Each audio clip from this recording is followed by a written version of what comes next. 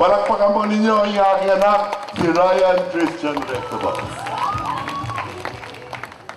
Hello everyone. Magandang gabi po sa inyo lahat. Good evening to all of you. Mabuti naman ito para sa akin dahil nakakasama ko yung mga kababayan kong Batanggenyo. Masaya ako ngayon. Oh, maliit pa ako, diba? 3 years ago, kasama ko po yung nanay ko sa kanyang kampanya, diba? For governor. Pero sa panahon na po yan, yung tatay ko po, kandidato po siya dati for senator. So, umiikot po siya sa mga iba't ibang lugar ng Pilipinas. So, wala po siya dito sa Batangas. So, ako po yung nagrepresenta sa kanya dito sa Lalawigan. Nakaikot ako sa mga iba't ibang lugar ng Batangas at nakita ko kung gaano kaganda ang ating lalawigan. Kilala ko ang mga iba't ibang masisipag at mababait na Batanggenyo katulad po ninyo. Kaya gusto ko po lang sabihin maraming salamat po sa inyo sa inyong pagtiwala at suporta na binigay niyo po sa aking ama at ina. Pwede mo lang ba humingi ng isang pakiusap lang po?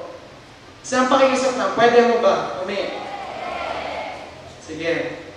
Sana, ang parehong pagtitiwala at suporta na binigay niyo po sa aking mga magulang, ibigay niyo rin po sa mga iba't ibang kandidato ng Liberal Party. Alam niyo ho ba, napaka-importante po yung tulong ninyo dito.